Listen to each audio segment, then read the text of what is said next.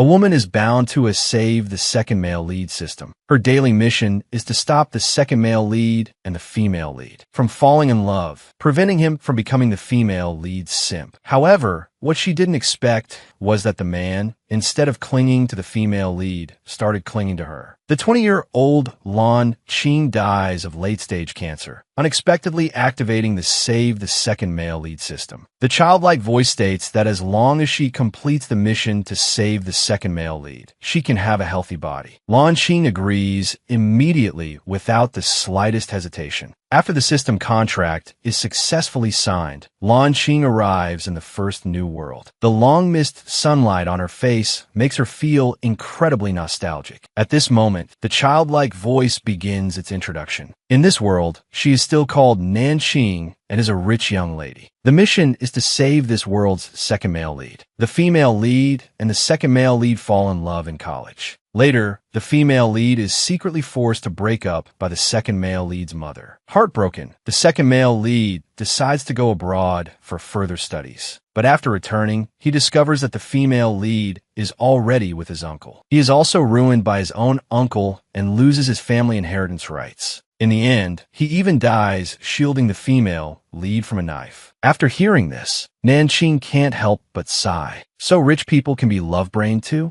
The childlike voice reminds Nan Qing. This sports field is where the second male lead and the female lead first meet. In a moment, Su Weiwei will fall, and the second male lead, Gun Yulin, will carry her to the infirmary. That's how they meet and fall in love. Hearing this, Nan Qing knows she just has to stop them from meeting and falling in love. Soon, Nan Qing locks onto a pretty girl and notices her shoelace is untied. No wonder she's going to fall. So she goes up to remind her, "Excuse me, your shoelace is untied." After being reminded, Su Weiwei says thanks and ties her shoelace. Having completed the task, Nan Qing is in a very cheerful mood, thinking that since the shoelace is tied, she probably won't fall again. But she has underestimated the power of the plot. Unexpectedly, the female lead is just that prone to falling. Nan Qing, who had just left, can only return a check on her. She helps Su Weiwei up and takes her to the infirmary because she has to get Su Weiwei away before the second male lead arrives. Coming out of the infirmary, Nan Qing is very pleased. Let's see how the second male lead gets to know the female lead now. Unexpectedly, a figure approaching her makes her freeze, because the childlike voice reminds her that this is the second male lead, Gun Yulin. Looking at the man's handsome face and defined features, Nan Qing is slightly dazed, but the next second, she curses inwardly. Crap, the second male lead is appearing at this time. What if he goes to the infirmary and meets Su Weiwei?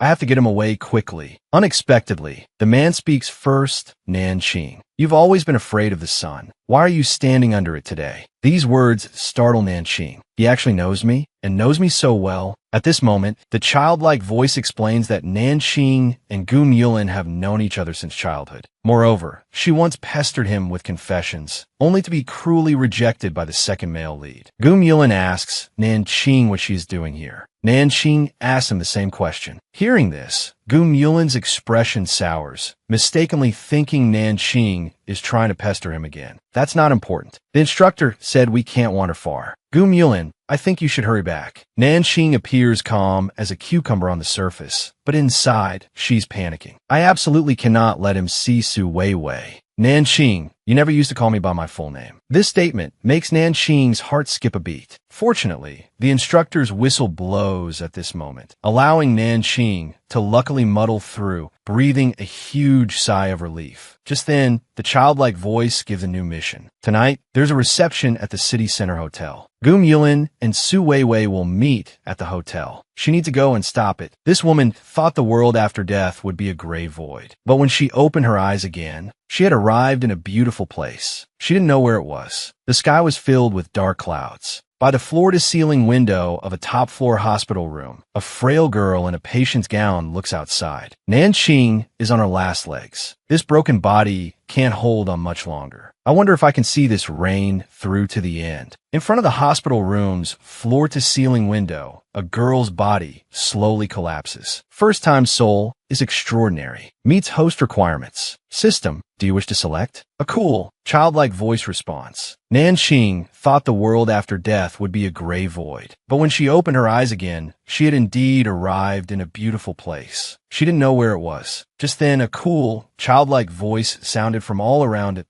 Oh, you want to have a healthy body? Nanxing stands in the empty space and answers coolly, of course I do. What she longed for and envied most was other people's healthy bodies. But could she get one just by wanting it? Is there such a good thing in this world? When System 22 heard her answer, it knew there was hope of signing this host. Hello, let me introduce myself. I am a Save the Second Male Lead System 22. As long as you can complete the missions to save the second male lead, you can obtain a healthy body. 22 had planned to give a detailed introduction and slowly brainwash her. But before it could continue, Nanxing had already spoken. Yes.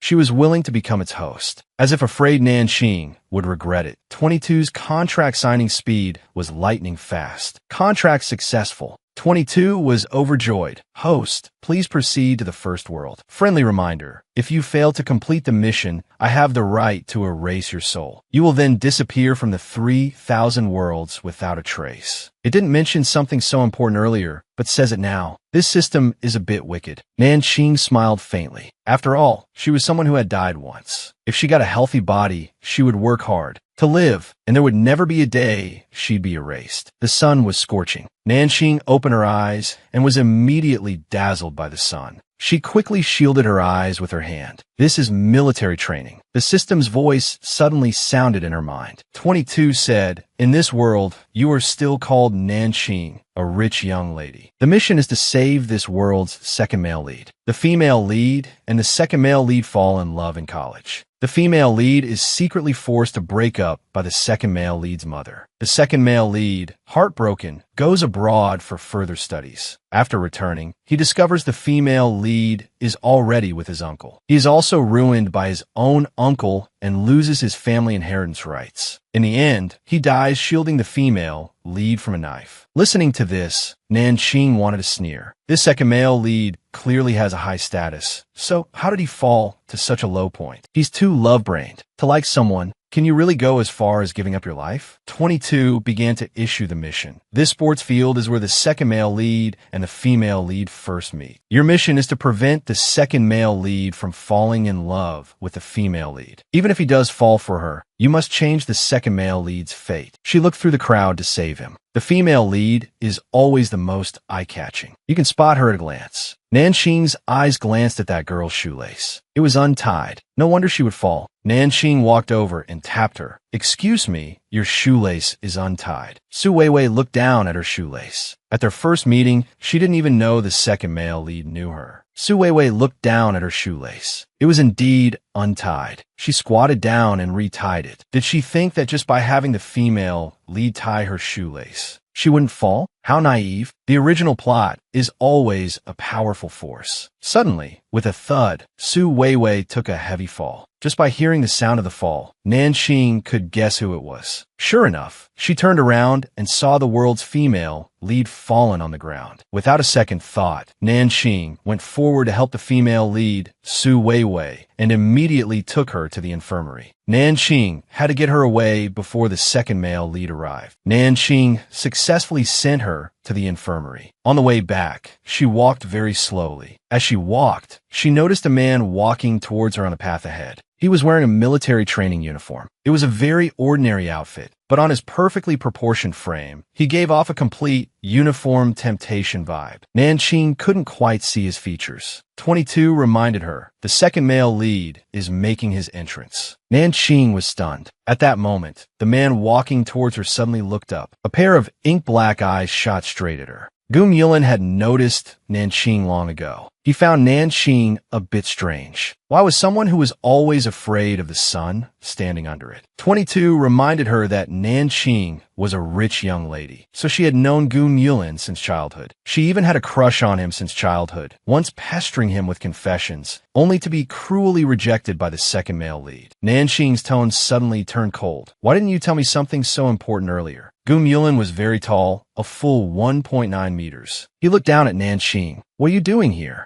Nanqing said naturally, that's not important. We should hurry back. We're done for if the instructor finds us. Goom Yulin. Goom Yulin's eyes narrowed slightly. Is this Nanqing? He asked. You never used to call me by my full name. Nanqing froze. Oh no, what should I do? In her effort to stop this man from meeting the female lead, she actually grabbed him and pulled him into a room. What interesting things will happen now? Amidst these complaints, the whole day finally passed. The group was dismissed. System 22 appeared again. Host, there's a new mission. Tonight, there is a reception at the City Center Hotel. Goom Yulin and Su Weiwei will meet at the hotel. That evening, a low-key luxury car stopped at the hotel entrance. Nanqing stepped out of the car, having specially worn a long black dress. Her face was adorned with exquisite makeup. A girl like this would be the center of attention wherever she went. As soon as she entered, people made way for her. Nanqing, you went abroad after the college entrance exams. We haven't seen each other in months. You've missed so many of our gatherings. We finally got you to come out tonight. Nanqing sat down with a faint smile, chatting with them idly. So this is what a gathering feels like. A classmate asked, why are you so quiet? It feels like your personality has changed a lot. Nanqing sipped her wine. That I'm tired from military training today, so I don't feel like talking much. I stood at attention all day, and my feet are still sore. Suddenly, the private room door opened. A tall, slender man in casual clothes walked in. Goom Yulin glanced at that seat, a hint of a smile flashing in his eyes. He walked over and sat down. He had been observing Nanqing, secretly paying attention to her. After waiting for a long time, Goom Yulin still hadn't gotten Nanqing to speak to him. Her personality really has changed. Goom Yulin saw her drinking continuously and spoke up, you didn't used to drink this brand of red wine. Nanqing wanted to be a quiet wallflower, but she didn't expect the second male lead to strike up a conversation with her. Nanqing took a sip. That I drink it now. It's quite good. Nanqing felt she had drunk enough and stood up. I'm a bit tired from military training today. I'm going back to rest first. Finally out of the private room, Nanqing breathed in the fresh air, her chest feeling less tight. My face is so hot. That wine has a bit of kick. Unexpectedly, Goom Yulin came out too. All our rooms are on the 20th floor. I'm going back to my room too. Let's go together. She followed Goom Yulin into the elevator. The two of them stood at a distance from each other, neither speaking. At this moment, Air suddenly said, the world's female lead is working part-time at the hotel. She is currently cleaning the second male lead's room. In the original plot, the slightly tipsy second male lead playfully flirts with the female lead, making her heart race. Nanqing's heart skipped a beat. The world's female lead is working part-time, even though she's injured. She's in Goom Yulin's room? This is going to be trouble. The elevator door opened with a ding. Goom Yulin remembered his room number. He started walking toward his room. But just then, the woman behind him quickly caught up. Nanqing grabbed his hand. Goom Yulin was startled by this sudden move. Nanqing's grip was surprisingly strong. She grabbed his hand and pulled him to another room, slamming the door shut with a bang. Nanqing breathed a sigh of relief. Now they can't possibly meet, right? Goom Yulin spoke softly from behind her. What trick are you playing now? When this man met his childhood friend, he felt she had changed. She was not like this before. For the sake of her mission, Nanqing,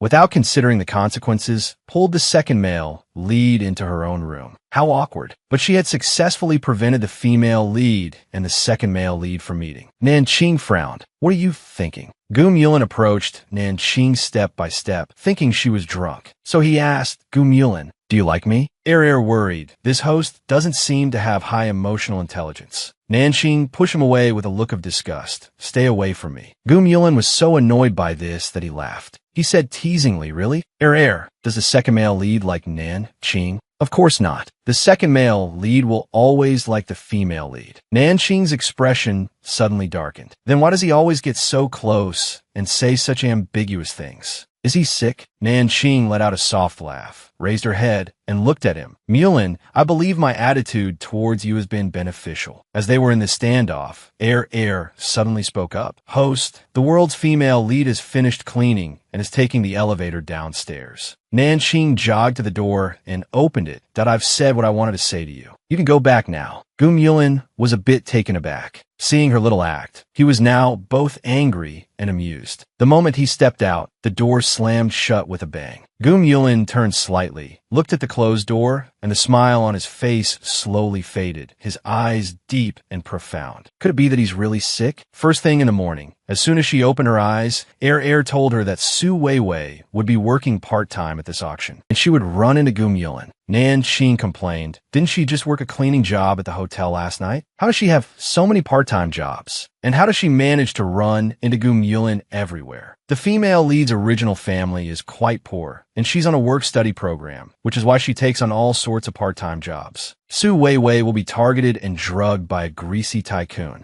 Goom Yulin will play the hero and save her. From then on, they will start to develop feelings for each other. Nan Qing was troubled, like this. But throughout the 4 years of college, how many times will I have to stop them from interacting? Air raised an eyebrow, getting impatient. Nan Qing shook her head, just complaining. It's actually quite interesting. This sapphire is the classic piece of this auction, named Legend of the Deep Sea. Host Su Weiwei meets him when she delivers this gem to Goom Yulin's private box for him to see. Goom Yulin is in VIP Box 1 right now. Nan Qing walked into the auction house and found a waiter. She handed him some money to go to VIP Room 1 and dirty young Master Goose clothes. Make sure he leaves the box. This is the deposit. Next, they went to save Su Weiwei. Su Weiwei was wearing high heels and couldn't run well, stumbling along the way. She accidentally fell, twisted her ankle, and couldn't get up at all. She went to save the world's female lead, only to be bitten back. How can there be such a person in the world? She quickly grabbed the person's calf. Miss,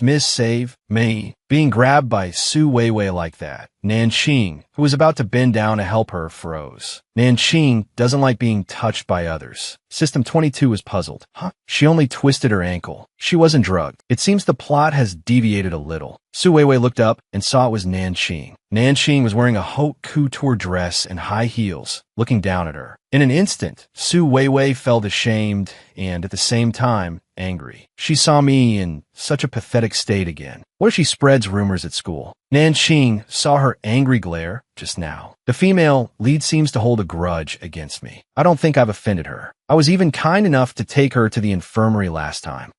Nan Qing helped her up and said faintly, "You've twisted your ankle. I'll take you to the hospital." Su Weiwei had no strength to speak. After such a big scare and a heavy fall, she felt dizzy and leaned against Nan Qing. Nan Qing turned her head to look. What's wrong with her? Air was speechless. She fainted from shock. Nan Qing walked away, supporting Su Weiwei, and was seen by Goom Yulin. He's wrong. Wrong. Give me a file on this female model. Isn't she the cold and arrogant young lady? Why would she care about a female model? The assistant quickly found her information and showed it to Goom Yulin. She is Su Weiwei. A few days later, Nan Qing was reading Under the Sun. Just then, Su Weiwei came over, begging her not to tell anyone about what happened that day. I was there for a part-time job. I didn't expect something like that to happen. I hope you can keep it a secret for me. Nan Qing closed her book and spoke in a calm tone. Helping you was just a matter of convenience. I'm too lazy to get involved in other people's business. Then she turned and left. Hearing this, Su Weiwei didn't feel relieved. Instead, she felt as if she had been slapped in the face. Does she think I work part-time jobs to hook a rich guy? Air's small fingers tapped on the screen. The cool, young boy's voice spoke, "Go to the lab." Su Weiwei is about to be locked in the lab. Goom Yulin left something in the lab and will happen to save Su Weiwei, who is trapped inside. Half an hour later, in the lab building, a group of girls ran out of the lab door, giggling that we told her Miss Nan Qing was looking for her, and she actually believed it. How could she not believe it? She wishes Miss Nan Qing would look for her. She's just a bootlicker. That's hilarious. This Su Weiwei is so stupid. She'll be crying her eyes out locked in the lab. I can't stand her holier-than-thou act, while she's secretly sucking up to others. In the lab at the end of the third-floor corridor of the lab building, the sound of banging on the door could be heard. "Let me out. I know you're out there. Why did you lock me in? Let me out." Just then, someone finally came. When the door opened, Su Weiwei was about to smile and say thank you. But instead, she saw that familiar, exquisite face. Nan Qing pretended to be a little surprised and asked, "How did you get locked in here?" Su Weiwei ignored her question and asked, "Why are you here?" I remember the lab session is tomorrow morning. Why are you here at this time? Su Weiwei just wanted to know why Nanqing was here so coincidentally. Could it be that her being locked in really had something to do with Nanqing? The expression on Nanqing's face froze, then turned cold. You're allowed to be here at this time, but I'm not? What are you suspecting? Su Weiwei bit her lip. You know very well what I'm suspecting. Nanqing, I haven't offended you. I'm grateful that you've helped me, but don't go too far with some things. Although my family isn't as well off as yours, I have my dignity too. Please stop your childish behavior. After giving her warning, Su Weiwei left. Nanqing didn't know whether to laugh or see or y.er. Is this the legendary scene where the female lead acts cool? And I'm a childish female side character? Era was also stunned for a moment. I think so. But I feel like this world's female lead isn't cool at all. Instead, she's a bit too self-righteous. Nanqing was standing at the door, lost in thought, completely unaware of a man approaching her. Not until a voice suddenly sounded by her ear. How does it feel to save someone only to be bitten back? Nanqing was startled. When did he get here? Did he see Su Weiwei? Someone posted on the school forum saying she actually does this kind of thing. What a disgrace to the school. An escort living in a standalone apartment. How impressive. Her body trembled, and she quickly stepped back and turned around. Don't stand behind me and talk, it's scary. Goom Yulin asked with a smile. Such a scaredy cat. He had a naturally gentle face. When he was expressionless, he had an air of authority, but once he smiled, he was incredibly warm. Nanqing was very surprised. Goom Yulin appeared earlier than expected. According to Air, he wasn't supposed to be back for another hour. Air explained. It's normal for reality to occasionally not match the original plot. Goom Yulin was extremely curious. The feeling of saving someone only to be bitten back. Doesn't feel good, does it? What's the story between you and that girl? I've seen you help her several times. Nanqing's eyes deepened. Several times? Goom Yulin saw the previous incidents too? Then, hasn't he already noticed the world's female lead? Air spoke up. The female lead isn't that powerful. Even if the second male lead noticed her, it's impossible for him to fall in love with her after just a few encounters. Nanqing was stunned. It seemed she was being overly cautious and nervous. As long as he hasn't fallen in love, it's fine. She looked at Goom Yulin. What relationship? I just came to the lab to get something. It was just a convenient favor. I got my things. I'm leaving now, she said, turning to leave. Goom Yulin smiled. I'll walk with you. Don't help her anymore in the future. It's not worth it. Nanqing nodded. I won't help her anymore. Now that Su Weiwei is hostile towards her, she really needs to find another way. Goom Yulin continued to smile and said, your birthday is coming up. What kind of gift do you like? This is the kind of question only a completely clueless guy would ask. Who asks the birthday person what gift they like? Shouldn't you guess what the other person might like, and then carefully prepare a gift? What gift do I like? Girls just like bags, that's all. Goom Yulin frowned. Bags? As a man, he couldn't understand why girls would like such a superficial thing. Many posts on the school forum were spreading, with pictures of Nanqing in designer clothes, haute couture, and getting out of luxury cars, with men opening the door for her. Suddenly, a friend sent her a message. Something big has happened. Check the group chat. The rich second-generation kids in their circle all had each other's contact information and had even created a group chat. Did Nanqing offend them? To comment so maliciously on a girl. Do they have any evidence? Nanqing keeps a low profile and doesn't reveal her status. Even when she does appear, she's not someone they can get close to.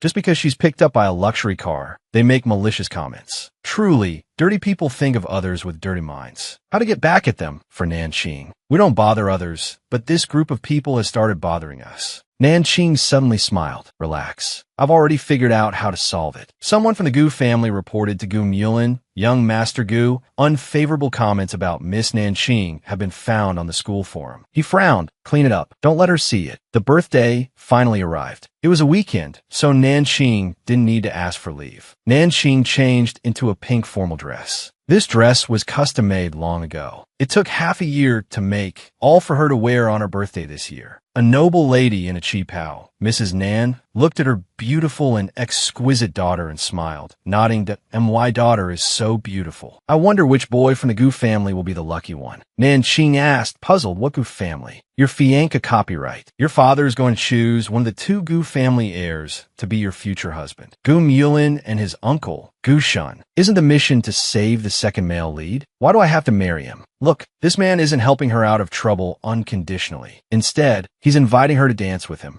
Su Weiwei accidentally spilled the champagne in her hand onto the carpet. This carpet was particularly absorbent, and the champagne had already soaked it. Su Weiwei's face was panicked. What should I do? Su Weiwei heard faint footsteps approaching. Someone was slowly walking on the carpet. She quickly grabbed the champagne glass and hid. From a distance, Su Weiwei saw a woman in a pink formal dress approaching. That person was Nanqing. Her face was exquisitely made up. Her eyes saw Nanqing about to pass the spot she had just spilled on. Her pink dress was trailing on the floor. If she walked through there, it would definitely get wet. She was fighting with herself. Should she go out and tell Nanqing that the carpet was wet? Su Weiwei struggled. Just as Nanqing was a meter away from the wet spot, a man's voice suddenly called out, Nanqing. Nanqing turned around and saw Gu Mulin in a black suit. His features were sharp, his face picturesque, and his hair was neatly styled. Nanqing's lips curved. Yes, there's something. Gu Mulin's eyes were slightly cold. Then he walked up to Nanqing, bent down, and lifted her dress from the floor. Such a beautiful dress shouldn't be dragged on the floor. He lifted the dress and held it neatly. Nanqing raised an eyebrow. Are you planning to hold my train for me the whole time?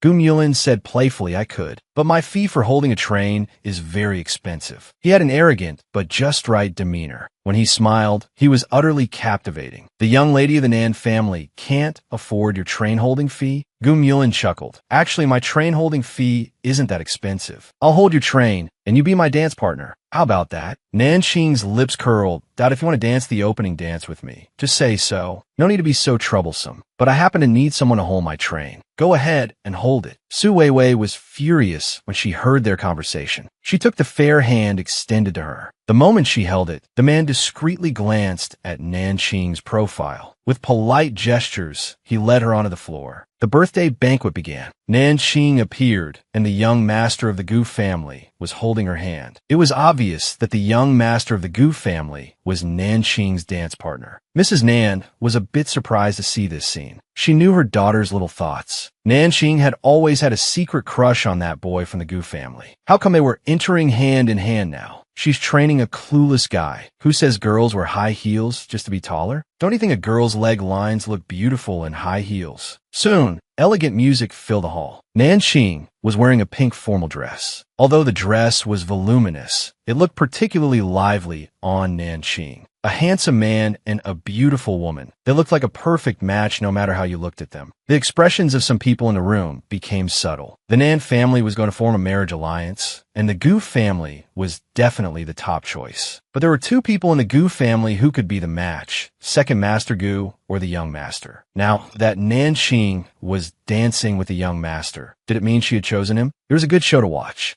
Amidst the beautiful music, the two finished the opening dance. Nanqing suddenly felt that the heels of her high heels were thin and long. So she went to sit down at the side. Gu Mulin said earnestly, your height doesn't require you to wear high heels at all. Nanqing almost couldn't hold back her smile for a moment. It's confirmed, this guy is clueless. Nanqing decided she had to train him properly. As Nanqing adjusted her dress, she pulled it up, revealing her slender ankles. Fair and slender ankles, with high heels on her feet, accentuating the long, thin lines of her calves. Nanqing spoke. Who says girls wear high heels just to be taller? Don't you think a girl's leg lines look beautiful in high heels? Gu Mulin's eyes widened in surprise. This statement truly changed Gu Mulin's perception of over a decade. Gu Mulin had always thought that those socialites wore high heels just to increase their height. After all, no one likes to be thought of as short. Now it seemed he had misunderstood. Nanqing saw him looking at her ankle, leaned closer, and asked, are they beautiful? The sudden closeness of her voice made Gu Mulin snap back to reality. He corrected his gaze and smiled faintly. Nanqing, I have something to attend to, so I'll be going over there for a bit. Nanqing smiled. This clueless guy is really interesting. The steward called Su Weiwei over and said a few words, which made her break down. At the end of the corridor, the old steward in a suit reprimanded her. If it weren't for the surveillance footage showing you spilling champagne on the carpet, were you planning to just get away with it? Su Weiwei lowered her head.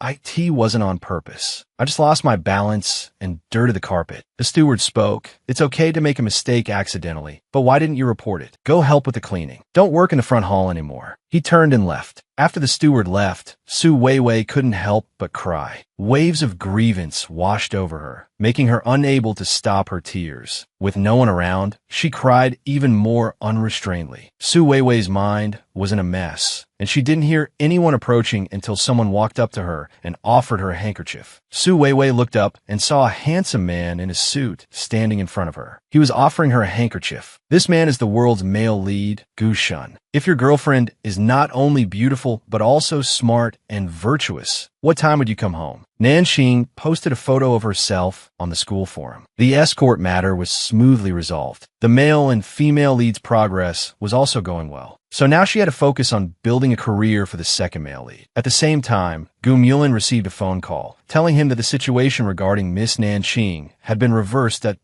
we still need to control the posts on the forum. Gum Yulin shook his head. No need. His interest was piqued. How much more was there to Nanxing that he didn't know? Nanxing heard the familiar voice and sobered up a little. She leaned against the wall and opened her eyes. When Gum Yulin saw her like this, his heart sank. Is she sick? As he got closer, a strong smell of alcohol hit him. Gum Yulin's expression became subtle. Nanxing, how much did you drink? Although Nanxing was drunk, she seemed relatively calm. That I don't know. Probably not much. Gum Yulin laughed at her words. Not much? With the smell on you, you call this not much? Gum Yulin picked her up in his arms and carried her to the room. Nanxing lay on the bed, drowsy. Gum Yulin's eyes deepened. He leaned down close to Nanxing and asked softly, Nanxing. He called her name very softly, as if testing something. Nanxing's head was a bit dizzy, but she wasn't stupid. The moment Gum Yulin got close, she became alert. This man is testing me. Nanxing smiled and turned her head. You don't need to be so close to call me. It's not like you don't know the purpose of my birthday banquet today. Be careful. I might latch onto you. Gum Yulin chuckled. Latch onto me? Come to think of it, if you latched onto me, it would only be beneficial for me. No harm done. You've really changed a lot. Sometimes I feel like you're not Nanxing at all. When did you learn to drink?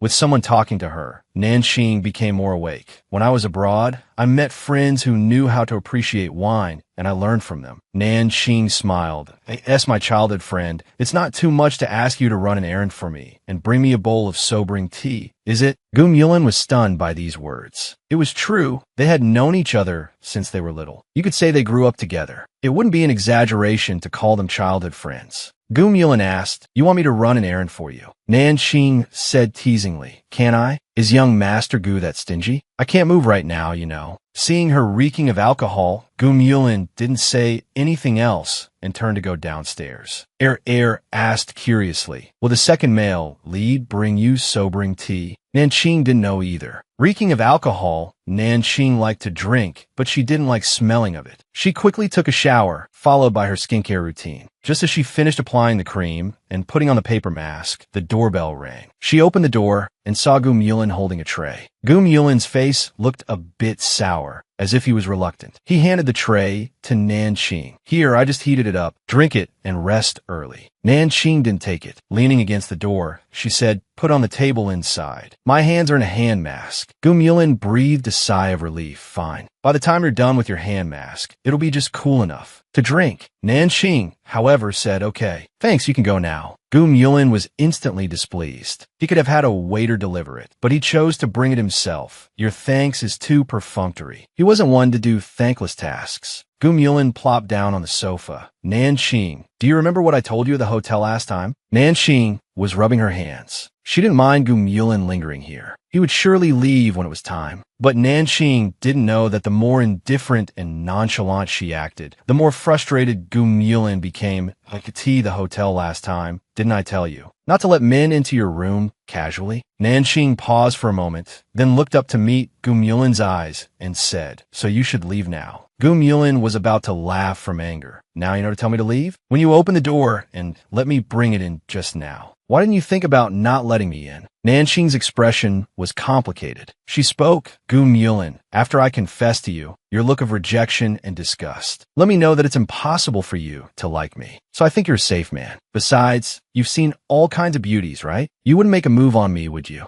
His parents are in the process of choosing a suitor. Will he choose young Master Gu or a second Master Gu? Gu Mulin frowned that of course I won't make a move on you, he said, and then left. In the living room, Mrs. Nan and Mr. Nan were celebrating Nanqing's birthday. Just then, the cake was brought out. Quick, make a wish. Nanqing smiled happily. Thank you, Mom and Dad. After every birthday banquet, the original owner's mother would personally bake a birthday cake for Nanqing. Father Nan was stern, but his eyes were always gentle when he looked at Nanqing. Mrs. Nan was virtuous and kind, doting on Nanqing very much. She was so moved, she was about to cry. This is what a real birthday feels like. So this is what it's like to have a family. This must be what family affection is. Father Nan looked up and said with a smile, Qing, do you like the older or the younger one from the Gu family? Nanqing was also stunned, then asked with a smile, Dad, are you guys choosing the Gu family? Father Nan saw that his daughter was still smiling and not the least bit unhappy. This made him feel uneasy. Without a marriage alliance, after they were gone, he didn't know what kind of hard life Qing would have. Father Nan nodded. The Gu family is the most suitable. Mrs. Nan's mood was a bit somber. Qing, do you like Gu Shun or Mulin?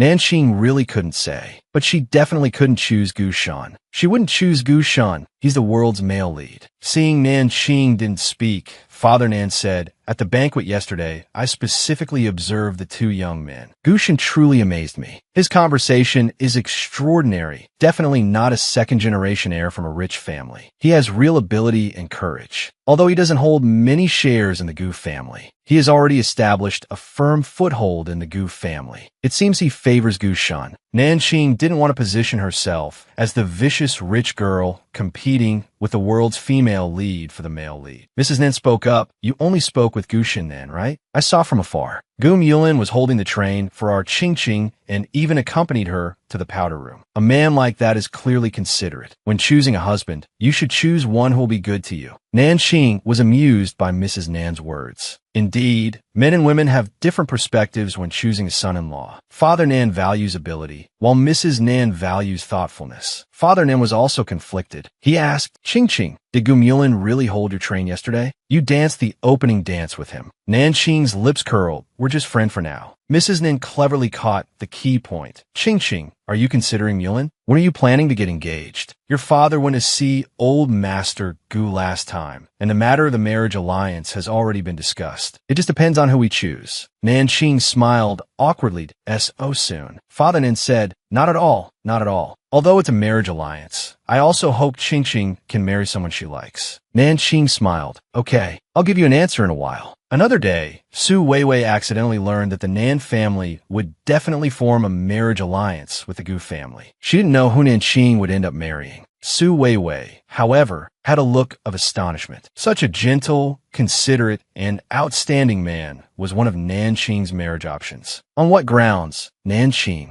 What part of her is worthy of Second Master Gu? Second Master Gu wouldn't like a rich girl like Nanqing who relies on her family status. On the other side, in the car, Gu Mulin asked, do you like that bag? Nanqing asked blankly, which bag are you talking about? Gu Mulin. His words felt like needles piercing his heart. He was heartbroken. Nanqing, you didn't look at the birthday gift I gave you. Nanqing confirmed again. The birthday gift you gave me was a bag. Gu Mulin was about to be driven mad by her. Forget it. I can see now. You have too many birthday gifts. You didn't even notice what I gave you, let alone open it to look, right? She was teaching the female lead how to make the male lead like her. The rest was up to her. At the school gate, Nanqing got out of the car. Su Weiwei stood under a tree, looking a bit nervous. Miss Nanqing. She was looking for Nanqing. Air was nervous. Point 2 small type. Second male lead meets female lead. Life is ruined. Nanqing told it to relax, that it's not that exaggerated. Nanqing said faintly, Mulin, you can go back first. I have something to do. The man behind her was stunned. His eyes glanced at the girl in the distance who was clearly looking for Nanqing. Okay, be safe on your way back. Miss Nanqing, are you and young Master Gu dating? Su Weiwei knew it was rude to ask this, but she couldn't help it. Nanqing frowned. Why are you asking this? Miss Nanqing, if you and young Master Gu are already dating, I wish you both the best. If you've decided to be with young Master Gu,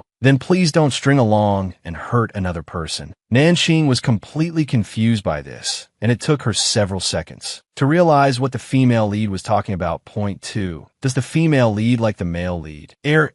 Check the main character's relationship progress. Due to your push, the male and female lead's plot has advanced by several years. Her eyes turned cold as she said, "Miss, I don't even remember your name. In what capacity are you meddling in my affairs? If you're doing this on behalf of Uncle Gu, then what is your relationship with Uncle Gu? Please clarify your position before you speak." Second Master Gu has helped me. I just hope he won't be the subject of baseless rumors, Su Weiwei said, biting her lip. In fact, she knew she had no standing to say anything, but she couldn't help it. She didn't want Second Master Gu to be talked about like this. Nanxing smiled. Her cool voice spoke. If that's the case, Gu Shun, the person in question, hasn't even said anything. Su Weiwei's face darkened. Nanxing moved a few steps closer, whispering in her ear, "Do you like Gu Shun? If you like him, then put all your effort into him. Don't stare at me. By the way, Gu Shun appreciates capable and strong-willed girls. Keep your original intentions and don't meddle in other people's business. Perhaps then you'll win his affection." What would you do if you were misunderstood to be on a date? Nanxing arrived at the classroom for her lesson. Gu Mulin waved. "Nanxing, sit here. The view is good here." You can also hear the professor's voice. The classmates started gossiping. Wow, a handsome guy and a beautiful girl together are so easy on the eyes. So, has she chosen young Master Gu and given up on Second Master Gu? Who cares who she chooses? Anyway, they look so good together. Tu reminded her, the female lead might not even listen to what you just said. It doesn't matter if she listens or not. This is her own path. Actually, it's fine if the female lead turns to the dark side. Once she uses up her own aura of luck,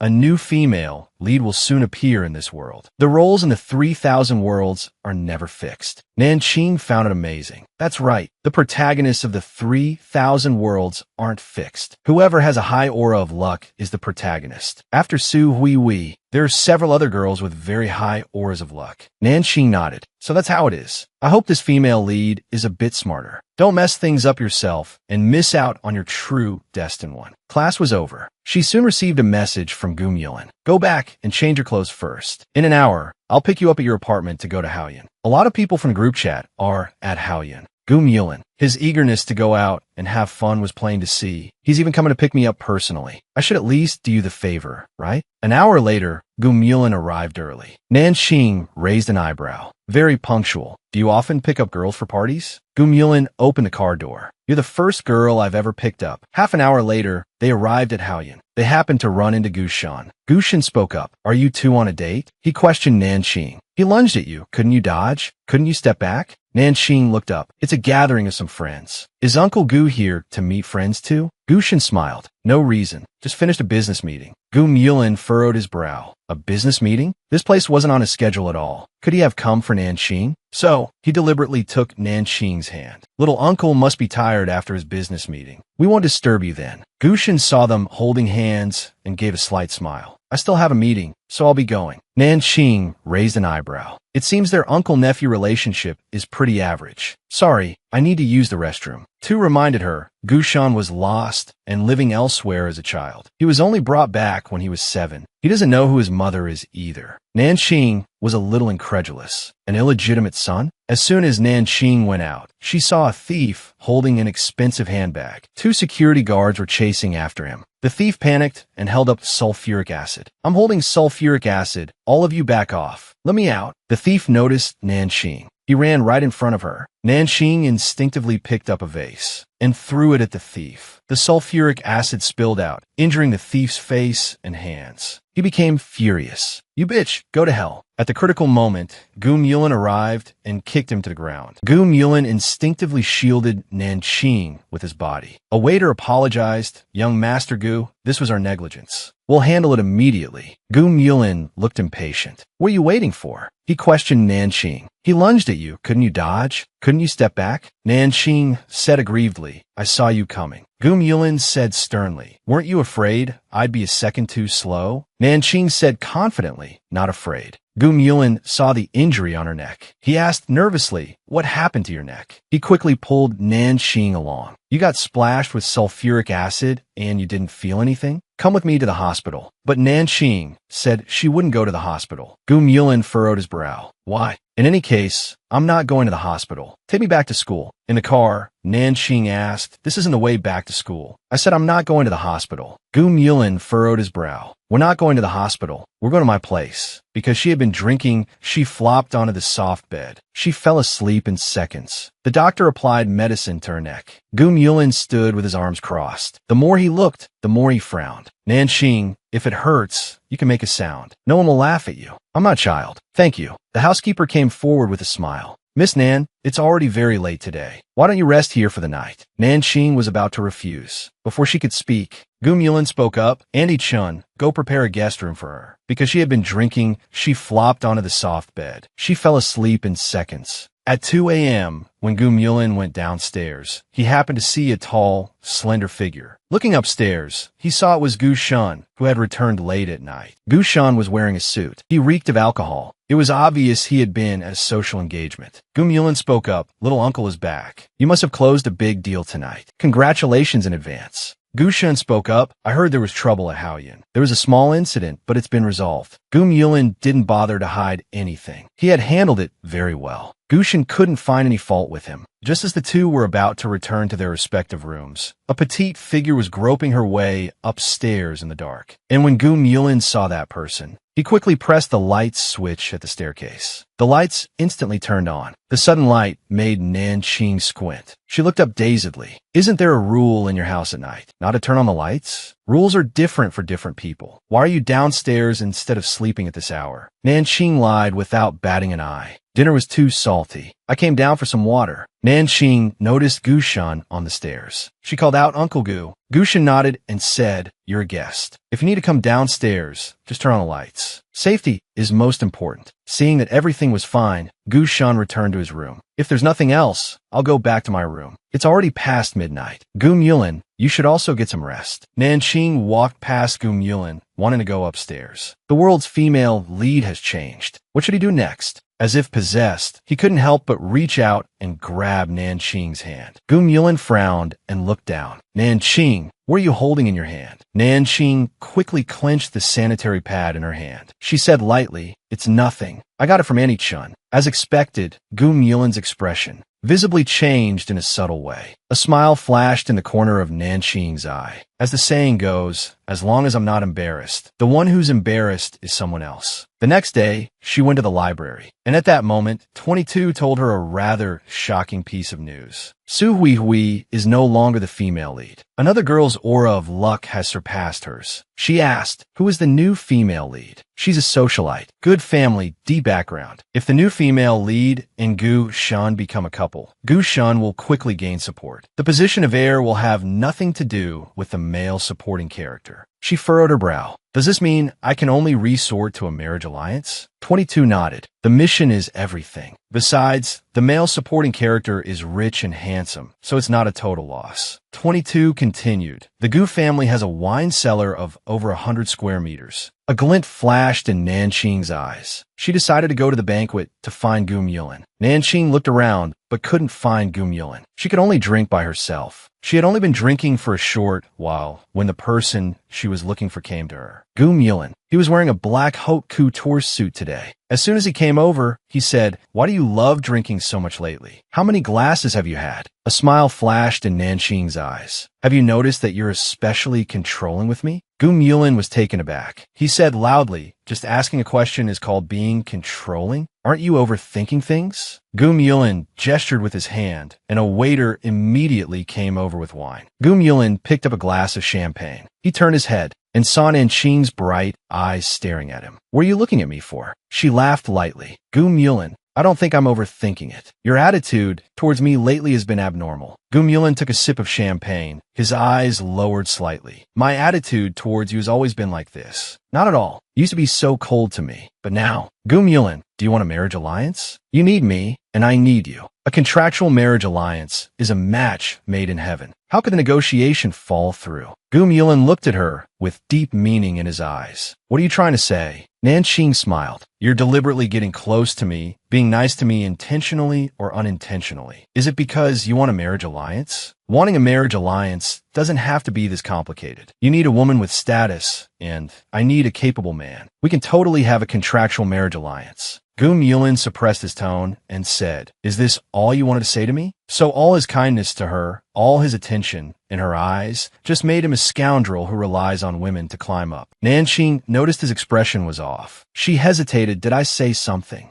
wrong? Nanqing, you could actually think a little more highly of yourself. After Goom Yulin finished speaking solemnly, he got up and left. Nanqing's expression froze. The negotiation fell apart? How could it fall apart? You need me, and I need you. A contractual marriage alliance. A match made in heaven. How could it fall apart? Tu spoke up. Have you ever considered that the male supporting character might like you? She shook her head. No. Su Huihui saw a girl in an evening gown talking to Second Master Gu. That girl seemed to be very familiar with Second Master Gu. She was talking to him with a radiant smile. And Second Master Gu wasn't as cold as he usually was with other women. He was patiently talking with her. Su Huihui stood where she was, not daring to go over. From the girl's conversation and demeanor, she knew that the girl, like Nanqing, was either rich or noble. Second Master Gu was surrounded by outstanding girls. Su Huihui's body trembled slightly. It wasn't until the girl left that Gu Shun looked around. He spotted Su Huihui standing in the corner at a glance. Gu Shun frowned and walked over. Why are you standing here? Are you not feeling well somewhere? She was a bit slow. I'm not unwell. Gu Shun said, You haven't eaten, have you? Let's go get something to eat. Su Huihui said in a low voice, Second Master, I have something to say. He admired Su Huihui's drive, but he didn't like her low self-esteem. Since she had already misspoken twice, Su Huihui decided to go all out. Second Master, I heard that you and young Master Gu are competing for the inheritance. If you want a marriage alliance, you'll definitely have to find a woman of matching status. But if that's the case, why are you still paying for my mother's medical bills and sponsoring my education? Su Huihui felt like she was just a little pet, receiving these things without any name or status. Like a mistress. Gu Shun frowned. He knew what Su Huihui was thinking. She had just seen him talking with the Zhao family's daughter and made these connections. Gu Shun said coldly, I don't need to rely on a woman to climb up, nor will I. Likewise, Mulin won't either. But she said, but young Master Gu and Nanqing have gotten very close. With them like this, aren't you anxious, Second Master? Won't you want to find an equally outstanding woman? Just because they're close, does it have to be for the purpose of a marriage alliance? You think Mulin and Nanqing are close in order to form an alliance to defeat me? The topic seems to have gone off track, but the main point is still about finding an outstanding woman for a marriage alliance. Su Huihui's inferiority complex was acting up. Gu Shun suddenly lost his patience. Mulin is close to Nanqing because he likes her. Nanqing likes him. Su Huihui didn't believe there is love among the wealthy elite. Nanqing is very outstanding. It's expected that Mulin would like her. Su Huihui asked, then would you like Nanqing? Or a woman like Nanqing?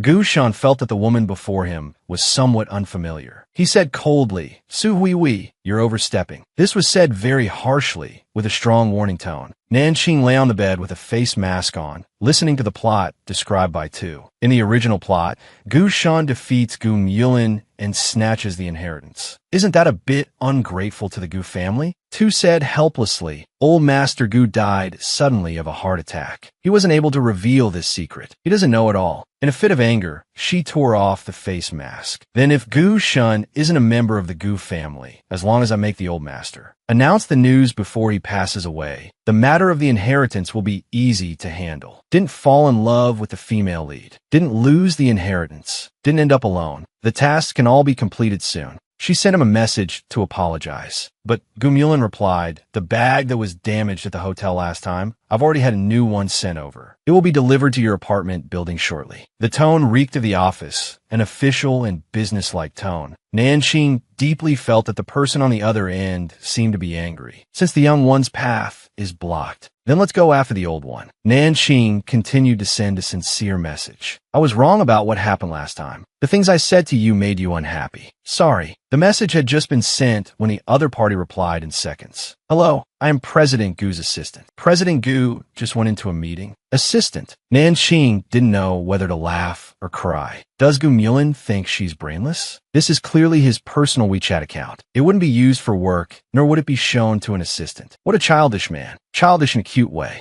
2. Raise an eyebrow. So what do you plan to do next? Since the young one's path is blocked, then let's go after the old one. In the evening, he returned to the Gu residence from the company. As soon as he entered, he saw Nanqing sitting in the living room, chatting happily and harmoniously with old Master Gu. Gu Mulin was quite surprised to see Nanqing. Then he suspected she had come to the Gu residence to find him. He's finally gotten a hint. He knows that apologizing in person is more sincere. Old Master Gu saw his grandson had returned. He immediately smiled. You must be tired after a long day of work. What do you want to eat? Tell Annie Chun. Annie Chun is cooking. Gu Mulin didn't look at Nanqing. He just said lightly, I'm fine with anything. After speaking, he went straight upstairs. Behind him was old Master Gu's voice. What's wrong with this child? He didn't even greet you. How improper. Old Master Gu said with a smile, Nanqing, don't be angry. Mulin just took over the company not long ago. He's busy with company matters. He probably just got off work and hasn't adjusted his mood yet. Nanqing was especially sensible and said obediently, Grandpa, I understand. I'm not angry. Nanqing sized up the old master. Grandpa Gu, you're over 60 this year. You must pay attention to your health. Get regular checkups. The old master smiled. All right. I'll have someone book a full-body checkup for me right away. So, in front of Nanqing, old Master Gu instructed the housekeeper to arrange for a doctor to give him a checkup the next day. When the girl he likes asked, what kind of girl does your uncle like? He finally panicked. 22 whispered, you're afraid that old Master Gu will pass away suddenly like before, unable to reveal Gu Shun's true identity. Nanqing nodded. That's right. Old Master Gu saw Gu Mulin coming downstairs. He slowly spoke. I've been sitting for an hour. I'm a bit tired. Mulin, you entertained Nanqing for a while. Old Master Gu went upstairs. Nanqing held a cup of black tea and took a calm sip. She had no intention of speaking. Gu Mulin was still waiting for Nanqing to apologize to him. Gu Mulin's eyes flickered. Don't you have anything to say to me? Hearing the man's voice, Nanqing looked up. Say what? You really don't have anything to say to me? Nanqing said, actually, I did talk to you about it last time, but maybe my tone wasn't very good, which made our chat unpleasant, and we didn't reach a conclusion. Gu Mulin, do you want to marry me? Gu Mulin froze completely. Why ask so suddenly? Isn't this too fast? He saw the expectant look on Nanqing's face opposite him, but after not getting his reply, her eyes showed a hint of disappointment. You're not willing? I thought you would want to marry me. After all, marrying me only has benefits and no drawbacks for you. His eyes were deep and profound. My kindness to you. You think I'm only doing it because I want a marriage alliance? She said in a soft and tender voice, no. A few days ago, I might have thought so, but now you don't want to marry me, which proves that you're not being nice to me because you want a marriage alliance. Gu Mulin was very happy to hear the no, but when he heard the second half of the sentence, he was frustrated. Which of his words said he was unwilling to marry her? Are all women this unreasonable? Gu Mulin was about to speak, but Nanqing spoke first. Gu Mulin, what kind of girl does Uncle Gu like? He asked again, what did you say? I said, what kind of woman does Uncle Gu like? Does he like mature or cute types? I think I can be mature and sexy, or cute and innocent. I just don't know what Uncle Gu likes. Before she could finish, Gu Mulin said sharply, shut up. Don't you dare consider other men in front of me. You came to me first to talk about marrying you. In the next second, Nanqing's face paled a little. She met his gaze. What's wrong? Did I say something to upset you? Nanqing, did I refuse and say I don't want to marry you? The next second you ask if I want to marry you, and before I can even reply, you're already considering other men in front of me. Gu Mulin said through gritted teeth. He was going to be driven mad by Nanqing. Nanqing looked completely bewildered. She asked tentatively, Gu Mulin, so you do want to marry me? Gu Mulin suppressed his anger, his expression serious. Can you be so casual about your own marriage? Nanqing's face immediately fell. She stared at him with gloomy eyes. After all that, it's just one question. Marriage alliance or no marriage alliance? No marriage alliance. Before Nanqing could be shocked, Gu Mulin spoke again. No marriage alliance, but I will marry you. The short words were full of contradiction. No marriage alliance, but he would marry her. Did he mean what she thought he meant? Marrying her, but not for the purpose of an alliance. After a brief silence, Nanqing's soft voice spoke up. Do you like me? Goom Yulin had long been aware of his feelings. He did indeed like Nanqing, but being asked by Nanqing, he actually got nervous. Nanqing observed his expression, then leaned in with a mischievous smile. You really like me? But why did you say you weren't interested in me back then? That you wouldn't make a move on me? Goom Yulin furrowed his brow. I didn't like you when I said that. I like you now. Nanqing didn't seem very satisfied with this answer. You changed so quickly. Goom Yulin, your feelings for me developed really fast. Should I be suspicious of you? Before she could finish, Goom Yulin suddenly reached out and wrapped his arm around Nanqing's waist. He pulled forcefully, and Nanqing lost control of her body, lunging forward. She fell entirely into Goom Yulin's arms. The man's low, elegant voice said, when I say the words I like you, it means I really like you. Don't doubt my feelings. She said shyly, let go of me first. Seeing her angry, Goom Yulin placated her a bit more. Okay, listen what I have to say. I like you. I know you don't like me yet, but we can get married. Try to be together. Maybe you'll come to like me in the future. Don't you dare consider other men in front of me. You came to me first to talk about marrying you, which proves that in your heart, I am the first choice for a husband. Since the first choice has already agreed, can the rest of the list be eliminated? Goom Yulin held her even tighter. So, Nanqing, let's get married. The man's hot breath brushed against her ear. Nanqing was already feeling a bit hot, and now it was even more unbearable. She felt that if she didn't agree, Goom Yulin wouldn't let her go. All right, let's get married. By agreeing, she had finally completed a task. The inheritance belongs to the male supporting character. Tu said with disdain, you were clearly the one who came with the objective of a marriage alliance. Why does the scene now look like Goom Yulin is coaxing and coercing you into agreeing to marry him? Nanqing smiled slyly in her heart. So it's not me begging him, it's him begging me. You completed this task with such dignity. Tu's cool little voice retorted. A few days later, the doctor gave the checkup results to Old Master Gu. He looked at them himself. Old Master Gu saw the diagnosis at a glance. The words on the result, heart disease. He had always been in good health. How could he have heart disease? Old Master Gu had no intention of hiding it from the housekeeper. He said, don't tell anyone. And don't tell Gu Shun or Mulin. Old Master, the housekeeper disagreed. Let's not talk about this illness first. I know what I'm doing, but there are some things that need to be said. It's time to tell that child the truth sooner. He is already capable enough to take back what is his. 2 hours later, Gu Shun arrived. Old Master Gu took out some documents. I have something to tell you. Take a close look at these documents. When I found you, you were sick. You didn't remember anything. I saw you were still young and was worried you'd be upset knowing you had no parents. That's why I lied and said I was your father. Gu Shun looked at the documents seriously. So this was the truth. 2. The mission to help the poor is complete. The inheritance belongs to the male supporting character. One thing led to another. It seems reminding Old Master Gu to get checked up really worked. We're not even married yet, and he's already managing me. She looked at her phone. He hasn't even sent me a single message. We're about to get married, but our current dynamic is too cold. But Nanqing was living a carefree life at home. Is this the happy life of a healthy person? Fried chicken with red wine and picking a show to watch while eating. Just then, a message from Goom Yulin arrived. Nanqing, want to go to Haozhou tonight to try their new dishes? She smiled. Is this the beginning of a romance? It's good to date, too. I've never been in a relationship before. A few hours later, she was still doing her makeup when she received another message from Goom Yulin. I've arrived. I've already picked some dishes. You could try them as soon as you get here. 22 teased. Look at you smiling. You look like you're in love. You look to be in a very good mood. Of course, being healthy every day, eating whatever I want, playing whatever I want, living a leisurely and free life, of course I'm happy. Tu sounded disgusted. Okay, just pretend I didn't say anything. Soon, Nanqing arrived. She looked around. Why are there so few customers today? Last night, Goom Yulin made a phone call. I want to book the entire Haoyun for tomorrow night. But now he was saying business was not good, not very prosperous. Nanqing pretended not to know he was talking nonsense and played along. Was it because of the incident last time? Did it affect Haoyun? Yes, the impact was not small.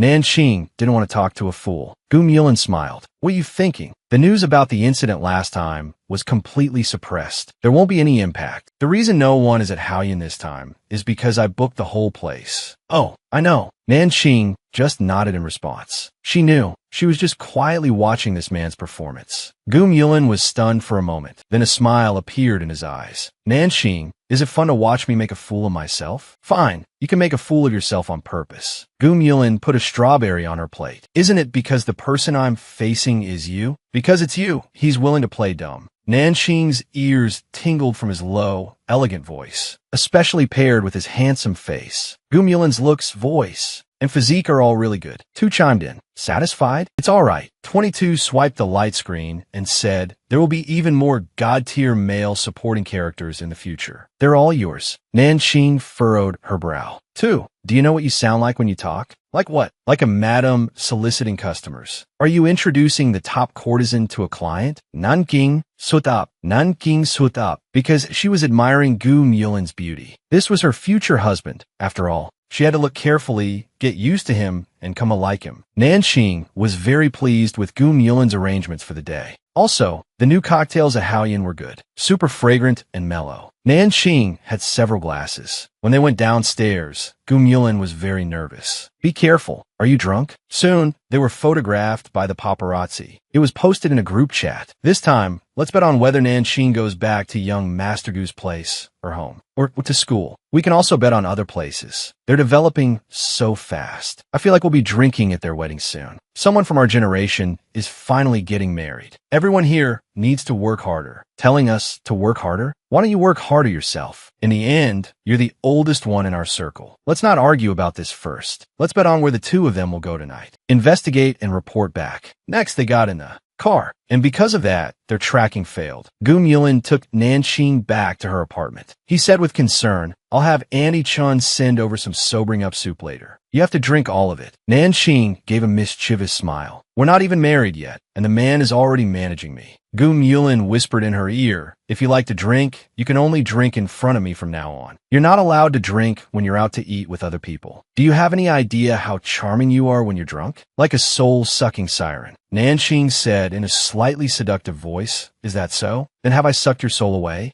After saying that, she pressed his Adam's apple with her finger. Then she poked his chest. Then she pushed him away. Well, I wish you sweet dreams tonight. Just like that, Yulin was shut outside the door. He loosened his tie. How am I supposed to sleep when you tease me like this? I know, and I'm a siren that feeds only on you. The day Gu Shun left, Yulin and Nanxing went to the airport to see him off. Uncle Gu, take care of yourself when you get to the south. It's humid there, so pay attention to your health. Even knowing Gu Shun wasn't a Gu family member, Nanxing was still used to calling him Uncle Gu. Gu Shun also seemed to like this title. He looked at Yulin and Nanxing standing together. When are you 2 getting married? Yulin's eyes flickered. He opened his mouth. We haven't set a date yet. We'll tell you when it's set. Okay, no matter how busy I am, I'll come back for you 2's wedding. There were only 10 minutes left before boarding. Gu Shun turned and went. He boarded the plane. Nanxing watched his back. She curiously asked 22, is Su Hui Hui really out of the picture? When does Gu Shun's love line with the New World's female lead begin? 2 was being mysterious. Very soon. You'll know when the time comes. Nanxing thought very soon was just a casual remark. She had no idea it was literally very soon. Because 3 months later, Gu Shun got engaged to a socialite from their circle. This socialite was the New World's female lead. Yulin clicked his tongue a few times. I thought second uncle would be the first to drink at our wedding. I didn't expect him to beat us to it. As he spoke, he hugged her. When are we getting married? She raised an eyebrow. Is this a marriage proposal? Yulin blushed. No. If it's not, then don't ask. Yulin looked at her affectionately. Nanxing, do you know you're a siren? I know, and I'm a siren that feeds only on you. Yulin took her hand. Then devour me. Nanxing smiled. I like to save the best for last. Yulin joked. Aren't you afraid I'll be snatched away by someone else? I don't want something that's been snatched by someone else. He hesitated for a few seconds. If he didn't ask now, would he miss the chance? He finally spoke. Nanxing, when will you marry me? Didn't I already agree to marry you? He was overjoyed. Since that's the case, can we register our marriage and prepare for the wedding?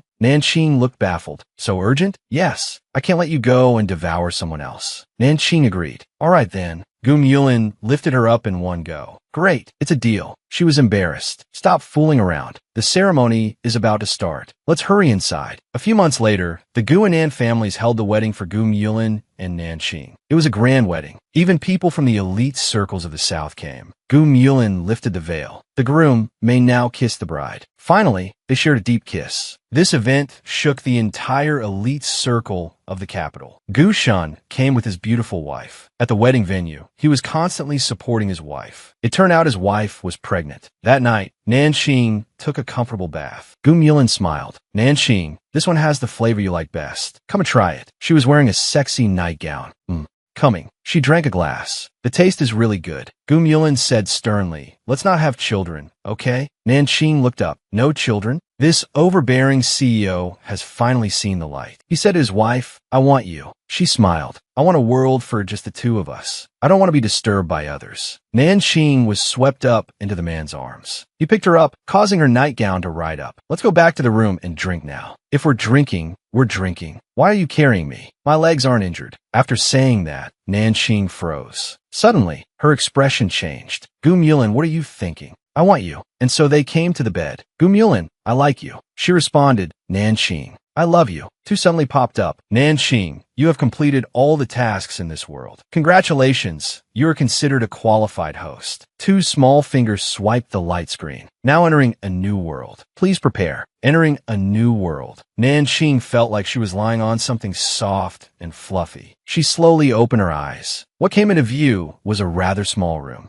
Nanxing sat up from the bed. Her soul had just entered this body, and she was still a little dizzy. Tu quickly scanned the plot. Let me introduce you. This body is called Xiang Shaoqing. She is currently a high school student, and her grades are particularly excellent. She has already been guaranteed admission to a top university. After hearing this, Nanxing was quite satisfied with this identity. A top student, a student full of vitality. She likes a Mosai, a high school student with excellent grades. Due to his parents' divorce when he was young, his personality is rather withdrawn. Hearing this, Nanxing could already guess what kind of plot it would be. So what is her mission? The male supporting character has a withdrawn personality and no friends. The female lead, shining like the sun, constantly shares her life with him. Thus, the male supporting character gradually opens his heart. Due to psychological reasons, his possessiveness is exposed, causing the female lead to distance herself from him. His descent into darkness leads to a mental breakdown, and he is forced to spend the rest of his life in an asylum. After hearing this plot, Nanxing frowned. This male supporting character's personality will not be easy to deal with. But it is precisely because of this male supporting character's personality that Nanxing can make good use of it. The male supporting character longs for someone to pay attention to him, and only him. This is considered a yandere, right? This term came to Nanxing's mind as she listened to the story. Tu's cool voice said, that's right. A yandere is exciting, and I have some very bad news for you. At this point, the female lead has already transferred to the school for a week. She has already started to provoke the male supporting character. Nanxing got out of bed. According to you, it's only been a week. It's difficult for the female lead to get into his heart. Tu nodded. Indeed, right now, the male supporting character has at most remembered who the female lead is. But don't be careless. Remember your mission. Save the male supporting character and Mosai. Let him feel warmth. Prevent the world's female lead from entering his world. Avoid him being hurt a second time. Avoid his fate of ending up in an asylum. Let him walk the right path, get into university, graduate, work, and have everything go smoothly. Get married and have someone to accompany him for life. Nanxing furrowed her brow. I knew it. The marriage part is so uncreative. Let's begin. Let me experience the feeling of being a student again after so long. On the way to school, Tu reminded her, attention. This is the male supporting character. He currently lives alone downstairs from you.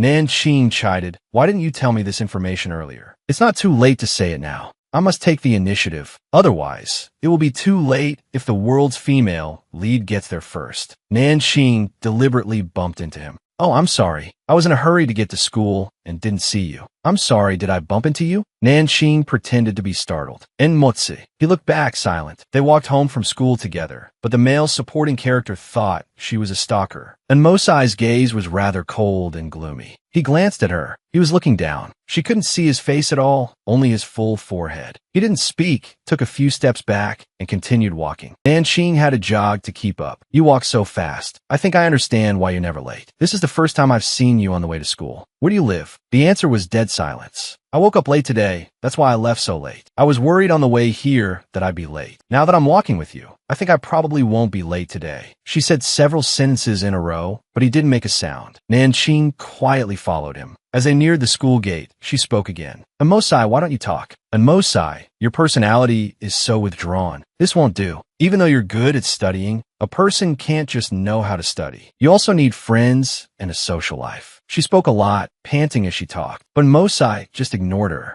Tu made a sarcastic comment. Your method doesn't seem to be very effective.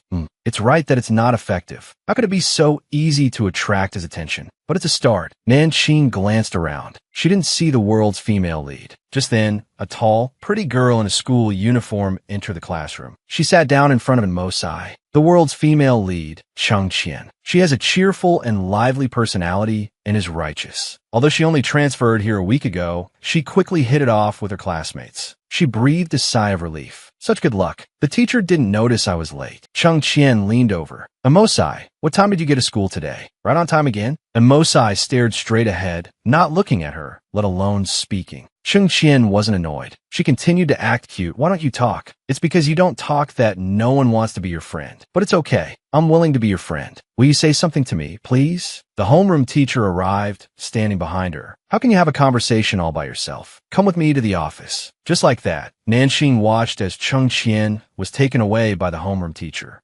Nanqing sensed someone staring at her. She looked back and saw Mosai. Nanqing averted her gaze. 2. Do you know what kind of girls Yander is like? What kind of girls? Yander is like pretty girls. Girls who are like dolls. And also obedient, sensible, and well-behaved. Although Cheng Qian is good-looking, her boisterous personality is not what a Yandera likes. 2 shrugged. But you're not as good-looking as the female lead. Are you going to be well-behaved? Then I'll be well-behaved for you to see. Class was over, and Mosai quickly got up and walked out of the classroom. His classmates said, Cheng Qian, why are you bothering with that Mosai? Be careful. He might hit people. She didn't care at all. He's good at studying. I want to be friends with a top student. He's not the only top student. You'd better not provoke him. I heard he transferred here because he got into a fight. He's weird, and his voice is weird too, all hoarse and raspy. That's why he rarely speaks. She remained firm. I haven't offended him. He won't hit me for no reason. Also, don't think of Mosai as such a bad person. After saying that, she also left the classroom. 2 was nervous. The world's female lead is going after the male supporting character again. Aren't you anxious? You can't rush these things. I hadn't seen the world's female lead before. I didn't expect her to be so persistent in making her presence known, all to no avail. It seems I'll have to make my presence known more subtly. After school, Nanqing carried her backpack, walking not too far and not too close behind him. 20 minutes later, they maintained this silent distance the whole way. Nanqing then quickened her pace a little. She caught up to Mosai. Then, as if she couldn't hold back her curiosity, she asked Mosai, where do you live? We actually take the same route to and from school. Mosai ignored her. He walked with his backpack slung over one shoulder. They reached the residential complex, and Mosai entered the complex. Nanqing, behind him, put on a full act with a small, surprised expression, murmuring, so we live in the same complex. I can't believe I didn't know after all this time. Nanqing followed Mosai until Mosai walked into the same building as her home. When they reached the 4th floor, Mosai suddenly stopped at the top of the stairs. Nanqing nervously walked up the stairs with her backpack. As she passed by him,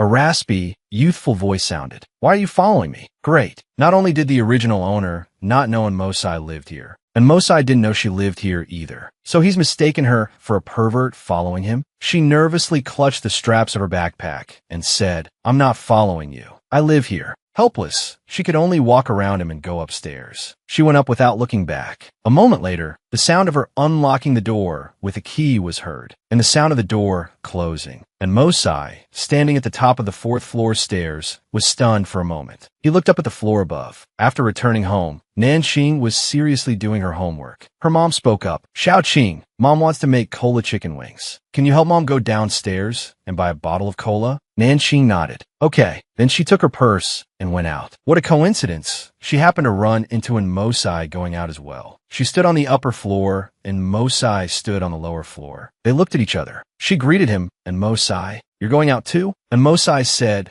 and turned to leave. Nanqing followed behind him. Judging by the direction, he should be going to the small supermarket too. She entered the store and was picking things out, buying some snacks on the side. And Mosai was less than a few meters away from her. As he was looking down and picking things, he glanced up. At a glance, he saw the girl standing on her tiptoes, reaching for a bag of dried plums. The dried plums were on a higher shelf. She had to struggle on her tiptoes to get them. After getting all the snacks she wanted, a visible joy appeared on her face, just like a little cat that had gotten its dried fish snack. After paying, Nanxing was about to leave with her big bag of things. She accidentally bumped into a Mosai, who was just about to check out. She quickly apologized. I'm sorry. She looked up. I didn't bump into you, did I? And Mosai's raspy voice replied faintly no. Nanxing quickly left with her things, as if she were a little afraid of him. A few minutes later, he returned home. Mom, I bought it. Okay, wait for me a moment. We can eat soon. A Mosai also returned home, but his home was completely silent, very cold and deserted. The next day, Nanxing went to school very early. When she reached the school gate, suddenly at this moment, someone fiercely slapped Nanxing's shoulder. Hey, the slap was a bit heavy, but mainly, it was especially sudden. Nanxing was startled. She turned around and saw the world's female lead, Cheng Qian. Cheng Qian smiled. I didn't really scare you, did I? Sorry, I was just joking. This klutz. Nanxing shook her head. I'm fine. Cheng Qian glanced at Nanxing. You're so quiet. Your grades are good and you're so well behaved. No wonder the head teacher likes you so much. Xiang Xiaojin is the head teacher's pet. Nanxing smiled faintly. No, I woke up too early this morning and didn't get enough sleep. I don't really feel like talking. Cheng Qian looked up and saw a Mosai walking ahead with a school bag. Her eyes lit up. It looks like a Mosai. Nanxing also glanced over. It's him. Cheng Qian pulled Nanxing and started jogging to catch up to a Mosai. Xiaojin, come on. Let's go say hi to him. They caught up to Mosai. Cheng Qian wanted to try her old trick again, reaching out to pat his shoulder. But it was as if Mosai had eyes on the back of his head. He swiftly dodged. Then he turned around, his face grim. Cheng Qian also gave an awkward laugh. Hee. Classmate of Mosai, how did you notice us? Nanxing was helpless. You were just talking so loudly and ran over. He's not deaf. And Mosai's cold eyes swept over the two of them. He didn't answer. He turned and continued walking. She whispered to Nanxing, don't you think Mosai's personality is strangely quiet? Maybe he's like this because he has no friends. Xiaojin, do you think I could become Mosai's first friend? Nanxing said faintly, Cheng Qian, do you genuinely want to be friends with Mosai? Why don't you share this umbrella with me? We could go back together. Cheng Qian couldn't keep her thoughts to herself. Although there's an element of pity and challenge, I genuinely do want to be friends with Mosai. But Cheng Qian, do you understand Mosai? Cheng Qian paused for a moment and shook her head. I don't. I just know his name and that his grades are very good. I've also heard that he hits people, but I don't think you can trust hearsay. Maybe it's just a rumor. Nanxing smirked. Cheng Qian, if you want to be friends with Mosai, you must understand him. You also have to consider whether someone with his personality is compatible with you. Cheng Qian didn't overthink it and nodded as she listened. You have a point. I'll make an effort to understand Mosai. Once I understand him, I'll have a better idea of how to become his friend. Nanxing didn't reply. Understand him? After understanding him, any normal person would choose to stay away. After entering the classroom, Nanxing put down her school bag and went to collect the homework. She was the class representative. After collecting the homework from each group, Nanxing called out, is there anyone whose homework hasn't been turned in? Hand in quickly. I'm about to take it to the teacher's office now. One by one, a few students who were copying homework handed theirs in. Suddenly, and Mosai from the last row stood up. He walked over with his notebook and naturally handed it over. His hoarse, youthful voice spoke to her. He actually rarely spoke at school. The last time a Mosai spoke was when he was hitting someone. A Mosai turned and went back to his seat. Nanxing then carried the homework out of the classroom. On the way, her eyes held a faint, triumphant smile. And Mosai speaking just now meant that her persona was having an effect on him. At noon, everyone had gone to eat. Nanxing thought she was the only one in the classroom. But as soon as she entered, she saw Mosai still sitting in the last row. He was reading a book. Nanxing returned to her own seat. She nibbled on bread while working on a test paper. This was a good opportunity to make her presence felt. She had to think of a way. The classroom was very quiet. Just then, one of Nanxing's pens suddenly fell to the floor. The thud broke the silence. And Mosai was drawn by the sound and looked up. He looked up and saw the girl picking up the pen. Her cheeks were slightly puffed out, as if she were eating something. Sensing someone's gaze on her, Nanxing turned her head and met in Mosai's somewhat cold eyes directly. Her small face froze for a moment. Then she gave a polite smile in return. Feeling that this was a bit awkward, she then asked, Mosai, you didn't go for lunch? She was already prepared for him to ignore her. But Mosai replied with an If Nanxing turned her head away at this moment, she felt the atmosphere would become awkward. So she continued, why didn't you go eat? Not hungry. All right. This male supporting character was a conversation killer. Nanxing experienced for herself how the people she had killed conversations with must have felt. As soon as school ended today, it started to rain. It rains a lot in autumn. Many students who lived far away were hesitating whether to leave or not, because many of them hadn't brought umbrellas. Carrying her school bag, Nanxing searched for Mosai's figure. After searching for a long time, Nanxing finally spotted Mosai walking briskly with his head down. How can a boy walk so fast? Because he has long legs. Nanxing gripped her umbrella. She gritted her teeth and ran to catch up. Mosai, wait a second. This shout actually made Mosai hear her, and he even stopped. Nanxing ran over with the umbrella, then held it over his head. You didn't bring an umbrella? Why are you walking in such heavy rain? Mosai looked down. I'm almost at the residential complex. There's still halfway to go. It's at least a 10-minute walk. In 10 minutes, you'll definitely be soaked. Nanxing hesitated for a moment, then finally held up the umbrella and said, why don't you share this umbrella with me? We can go back together. We're neighbors and classmates. I want to be friends with you. The two of them walked to the apartment building. Once inside, Mosai finally closed the umbrella and handed it to Nanxing. Thanks. Nanxing smiled. You're welcome. Classmates should help each other out. Besides, we live upstairs and downstairs from each other, so we're practically neighbors. And Mosai's cold eyes looked at her like a viper. Nanxing only felt a chill run through her body. She couldn't help but shiver. And Mosai frowned. You're wet. Hurry home and change your clothes. Nanxing nodded. You too. The two went upstairs without another word. They went to their respective homes. A door slammed shut on the 5th floor. On the 4th floor, a slightly ajar door slowly closed. Nanxing put down her school bag, preparing to do her homework. As she took out her phone, the original owner's mother called. Your grandma fell this afternoon. Your dad is on a business trip again. I have to go over to your grandma's to check on her, to show some filial piety. I'll probably stay at grandma's tonight. Go to bed early after you finish your homework. Nanxing replied, okay, don't worry. She was going to be home alone tonight. This is an opportunity. After finishing her homework, Nanxing went to the convenience store. On her way back, she happened to run into Mosai. Nanxing said nervously, and Mosai, is there anyone else in your house besides you?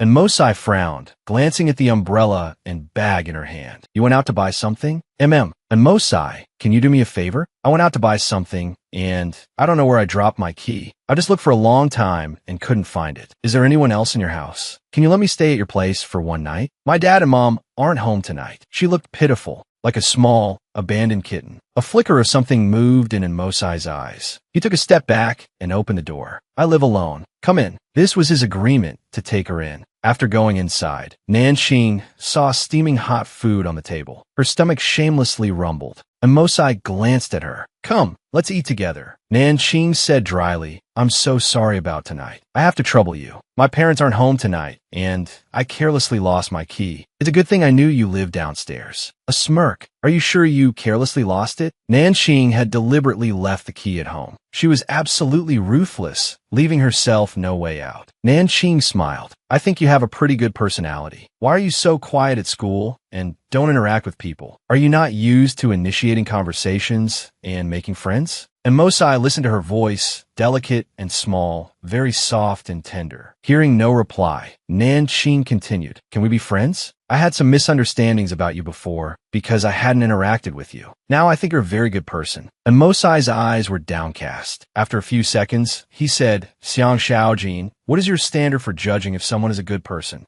Nanxing thought for a moment and said, I just have a feeling you're a good person. And I also think you're easy to get along with. We're neighbors and classmates. I want to be friends with you. A flash of pleasure crossed in Mosai's cold eyes. I'm very happy that you're willing to be my friend. You were the one who first suggested being friends with me. Since we're friends, then you are never allowed to grow distant from me. Nanxing finished her shower and wore Mosai's clothes. His pants were a bit long. Nanxing rolled up the pant legs a few times. It looked a bit strange, but also looked quite good on her. Nanxing walked over. And Mosai, tonight, And Mosai cut her off. You sleep in my room. I'll sleep in the living room. Nanxing didn't object to this arrangement. It was already 10 p.m. Nanxing was a little sleepy. Mosai, you have class tomorrow. You should rest early. Don't stay up late. You go to sleep too. Nanxing entered in Mosai's room. She closed the door. The moment the door closed, any expression of a well-behaved little girl completely vanished. Likes cleanliness, pays attention to detail, can cook, seems to know how to do everything. The standard persona of a male supporting character. Nanxing sat on the edge of the bed. In her mind, Air's cold, quiet voice said, "Congratulations. You become the male supporting character's friend one step ahead of the world's female lead." Nanxing asked, "What is the definition of a male supporting character? A man who likes the female lead, but isn't the world's male lead? Or is it that besides the world's male lead, any other man in the plot is a male supporting character? Both are definitions of a male supporting character." I see. Nanxing lazily closed her eyes and fell asleep. In the living room, and Mosai lay on the sofa. He had insomnia. He opened the bedroom door. Seeing the small lump bundled up on the bed, and Mosai paused. He vaguely remembered that Xiang Shaojin was sleeping in his room. And Mosai stood at the door, looking into the room. On his bed slept a girl in peaceful slumber. He stood there for about a few minutes before closing the door. Inside the room, the girl sleeping soundly in the bed opened her eyes. A Yandra. As expected, not normal. The next day, while there was still time, Nanxing found a locksmith to open her door. The locksmith was extremely skilled. He opened the door in just a few minutes.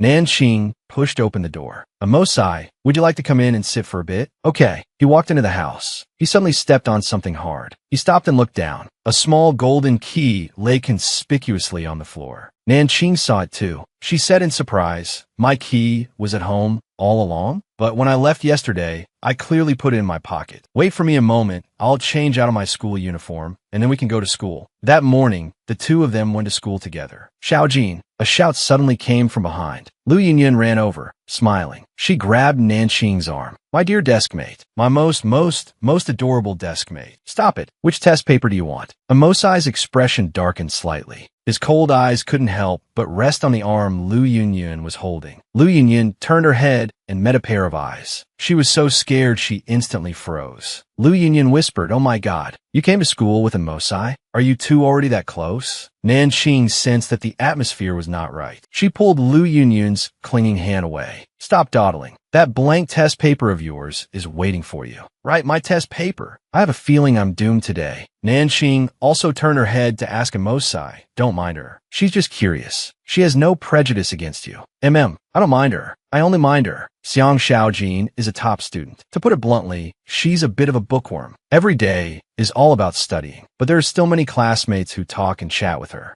In the last row of the classroom, and Mosai's eyes were fixed on the seat in front of him. To be precise, he was staring at Nanxing and Lu Yunyan, who were talking. They were chatting. What were they chatting about? Why did they have so much to talk about? Why does that girl have to talk to Shaojin? And Mosai's breathing became rapid. He quickly stood up, making a loud noise. "If I'm not behind her, she will definitely get hurt if she falls. I must watch her closely. Protect her." The sound of the desk moving was piercing. The whole class fell silent. Everyone's gaze turned towards him. "What's wrong? What happened?" They only saw Mosai stand up, his head lowered, so no one could see his expression. He turned and quickly left the classroom. Everyone was dumbfounded. What's going on? Why didn't Mosai just push his desk? Why do I feel like something's wrong with him? He's not going out to beat someone up, is he? But Nanxing turned around and saw Mosai's departing back. She was stunned for a moment, then a smile flashed in her eyes. A Yandra? Is he angry? The kind to push a desk? Nanxing inexplicably felt Mosai was a bit cute. Air's voice sounded in her mind. What's cute about it? The male supporting character is angry. When you were just talking to your deskmate, he was staring at you the whole time. He got angry just because she was talking to someone else. This is not a good sign. Right now, he's just getting angry, pushing a desk, and leaving. What will this develop into in the future? Nanxing got up and left the classroom. Class hadn't started yet. She had to go find Mosai. The staircase was empty. Nanxing went down one floor. She finally saw Mosai. Mosai was standing alone on the staircase. There was no telling what he was thinking. As Nanqing slowly approached, she realized he was actually trembling. A yandere is actually a psychological illness. Besides psychological distortion, they might tremble when agitated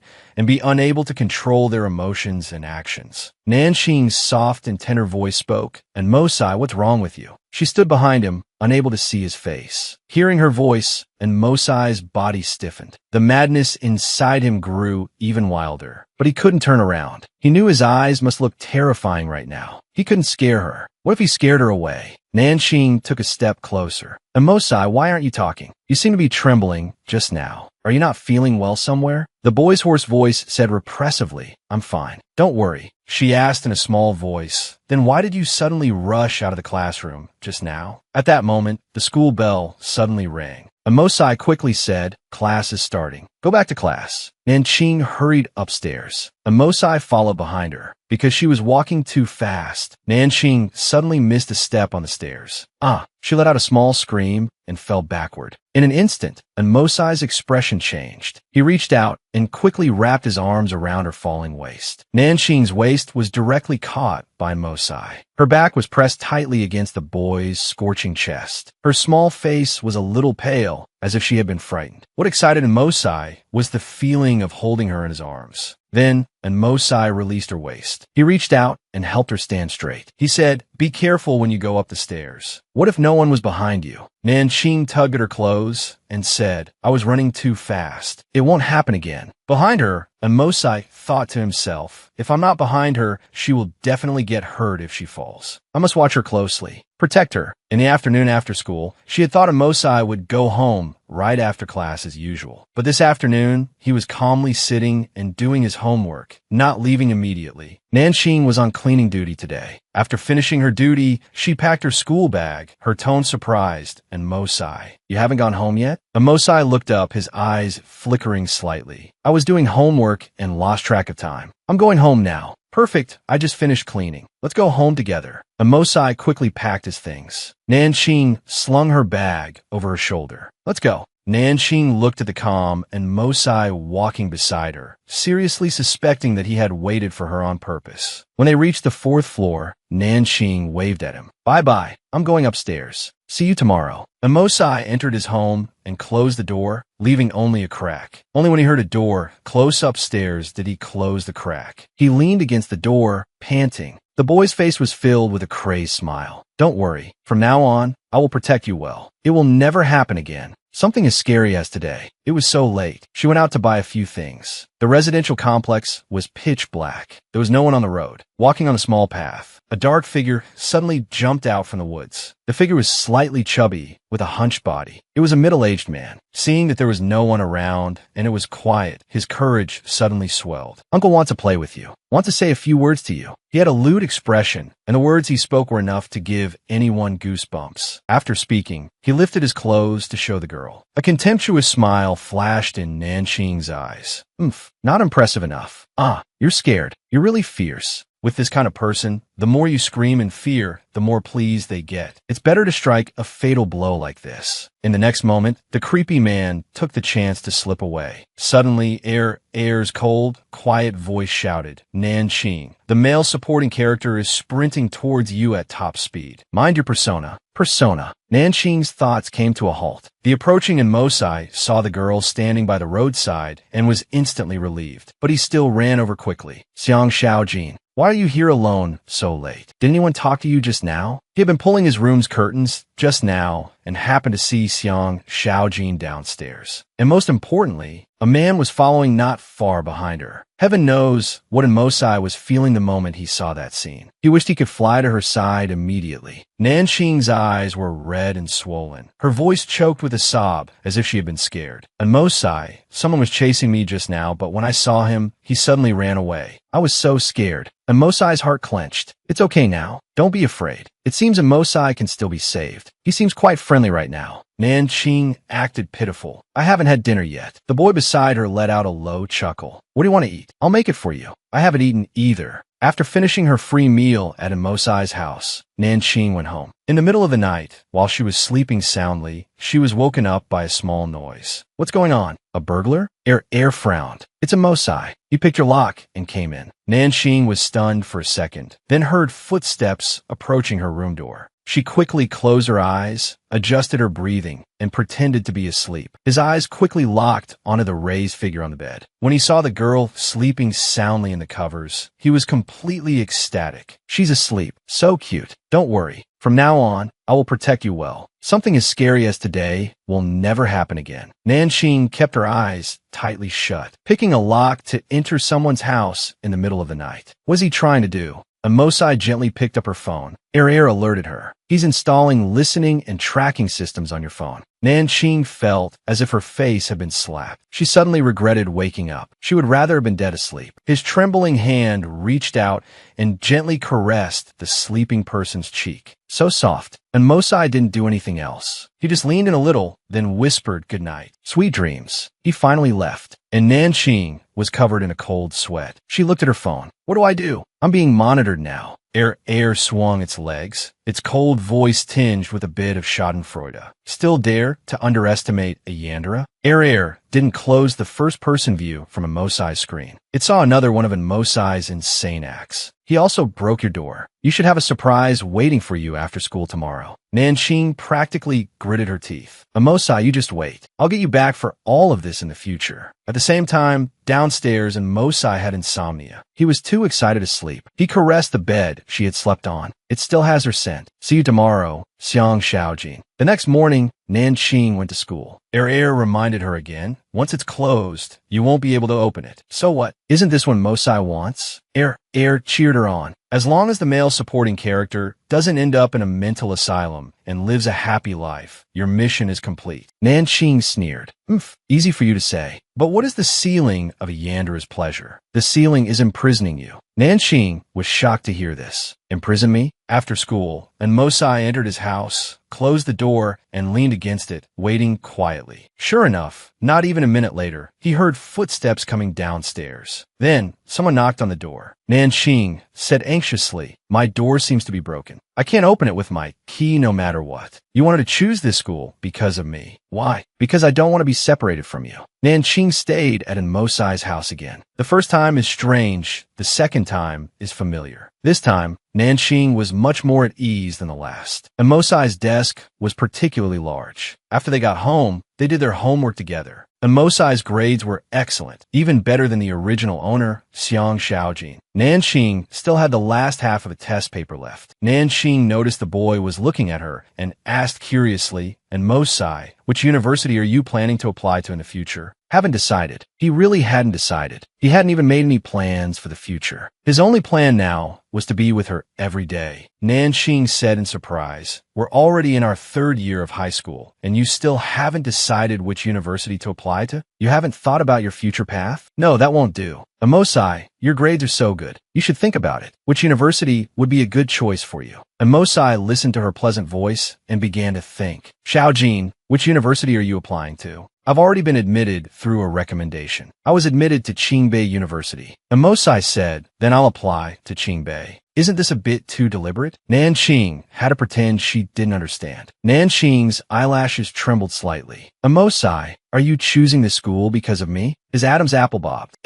Why? Nanqing felt that Mosai's gaze was somewhat terrifying right now. He had been staring at her the whole time she was talking, and now even more so. Moreover, they were the only two people in the entire room. Mosai's fists clenched tighter and tighter. He stared at the girl opposite him without blinking. Because I don't want to be separated from you. Nanqing was stunned for a few seconds by his words. When she came to her senses, she noticed that Mosai's hand was injured. It was because he had clenched it too tightly just now. Nanqing quickly took his hand and went to the room to help him apply some medicine. Mosai let himself be pulled by her, feeling her concern. He had never felt such joy in his heart before. It was even more joyful than when he had reached out to touch her face. He liked the way her eyes were filled with only him. the way she looked nervous and concerned for him. Nanxing applied the disinfectant medicine to his hand very carefully. It might hurt a little. Just bear with it. Nanxing looked at him. Mosai, I think you're a little strange, but you're a good person. I want to be friends with you. Hearing this, Mosai froze. If there's anything on your mind, any words you want to say, you can tell me directly. And I'll also be direct with you if I have anything to say. Don't be afraid. I'm by your side. Mosai lowered his head, his breathing a little ragged. Am I very terrifying? Do you think I have a mental illness? His tone was filled with panic, anxiety, and unease. It was obvious he was worried she would leave him. Don't look at others. Don't talk to others. And you're definitely not allowed to like others. Don't like others. Otherwise, I will. Nanxing smiled faintly. I don't think you're terrifying at all. I like you a lot. Don't think badly of yourself. A smile appeared on Mosai's face. He was overjoyed. A few days later, a boy from the school walked up to her.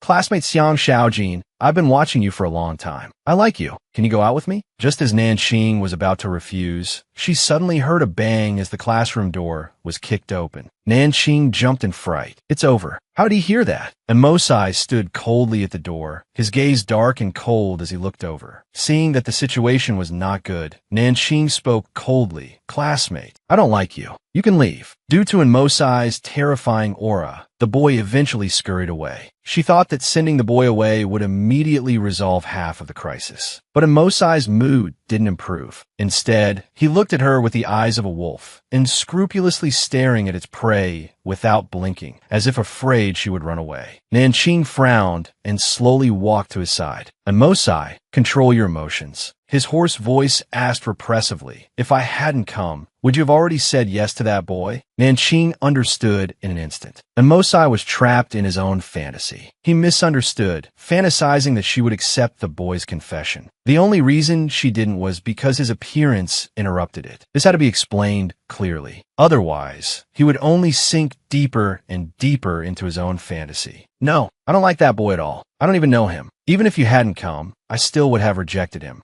Mosai suddenly hugged her. Xiaojin, you're mine alone. Just talk to me, okay? Don't look at others. Don't talk to others. And you're definitely not allowed to like others. Don't like others. Otherwise, I will. What can I do? There's nothing I can do. You can't stop someone from liking someone. His grip was very strong. Nanxing felt like she was about to suffocate. Mosai, don't be afraid. I'm always by your side. I'll always be with you. I didn't say yes to anyone, and I don't like anyone else. Mosai, do you understand? Mosai couldn't hear her at all. He just held her tightly, as if trying to press her into his own body to embed her there. Xiaojin, let's be together forever, okay? Just the two of us. No one else. Let's not stay here, okay? There are so many people who talk to you here. So many people who distract your gaze. Just as Nanxing felt something was wrong and was about to push him away to resist, Mosai suddenly struck the back of her neck with the side of his hand. In an instant, Nanxing lost all her strength. Her vision went black, and she finally lost consciousness. She was like a soft doll held in the boy's arms. Aren't we good friends? Why won't you even see me? I haven't told anyone what happened. I trust you won't hurt me. Nanxing was knocked unconscious by Mosai. Mosai took her to a shady, unlicensed motel in the suburbs. He laid her flat on the bed. 10-odd minutes later, Nanxing woke up. She sat on the edge of the bed, reaching up to rub her sore neck. She acted very calm, with no fear or disgust. She opened her mouth and asked Mosai, "Where's this?" Mosai's breathing was rapid, his eyes bloodshot. "Xiaojin, don't be afraid. I won't hurt you. I just want to be alone with you for a few days. That's all. After that, I'll never bother you again." Nanxing frowned. "Are you trying to kidnap me? If I disappear, they'll call the police. When that happens, no matter how I try to help you, it'll be impossible to explain." She didn't sound like she was blaming him. She was just stating the facts. Mosai stood up coldly. "You must be hungry. I'll go get you some food." The hand holding the bowl was trembling slightly. "Xiaojin, eat first, okay? You've been hungry all day." Nanxing looked at the food. Lily bulbs and lotus seeds. She suddenly thought of something. Her expression changed. Then Nanxing began to eat the lily bulbs and lotus seeds in big mouthfuls, saying Mosai, "That soup is pretty good." Mosai smiled. "If you like it, then drink more." After eating, Nanxing's face instantly turned pale as she clutched her stomach. Mosai frantically crouched down to check on her. "Xiaojin, what's wrong? What does it hurt? Can you still hear me?" Her face looked terrible, and her small face was scrunched up. Her hand was still clutching her stomach. She was clearly in a lot of pain. Mosai was scared. He panicked and quickly bent down to pick her up, rushing out of the room.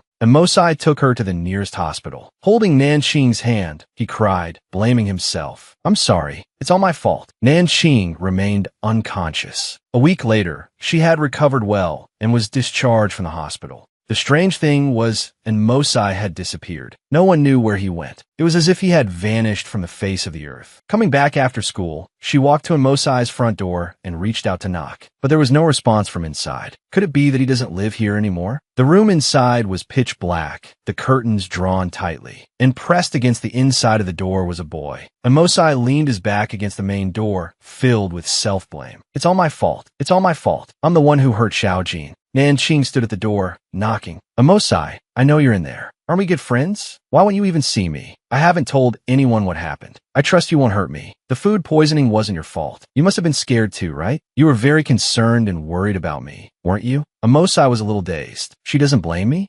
Nanqing's eyes were calm. She reached out and gently rattled the doorknob. Mosai, come back, okay? Nanqing suddenly realized this wasn't going to work. How was she supposed to complete the mission? She very angrily threw out a threat. So you're going to play the disappearing act? Huh? Fine. I'm going to find that classmate who confessed to me right now, and then I'll forget you completely. Hearing this, Mosai's head shot up. He quickly opened the door and walked out. Nanqing rushed over and threw her arms around him. I caught you. You can't disappear like this again, you know? And Mosai nodded. Okay. Nanqing tilted her head and smiled. Come to class with me tomorrow, okay? The corner of Mosai's mouth lifted slightly. He took the initiative and gave her a kiss. System Air gave her a thumbs up. Congratulations on completing the guide for another male supporting character. Next, I will erase your feelings for him. You're entering the next world. Nanqing flicked her hair. Bring it on. Air emphasized. This time, your transmigration point is after the female lead's death. After her death? Does that mean she has to be a dead person? This was a forbidden area of the demonic sect in the back mountains, because there was a coffin placed there. Lying inside the coffin was a woman who had been in a coma for several hundred years. She is the saintess of the demonic realm.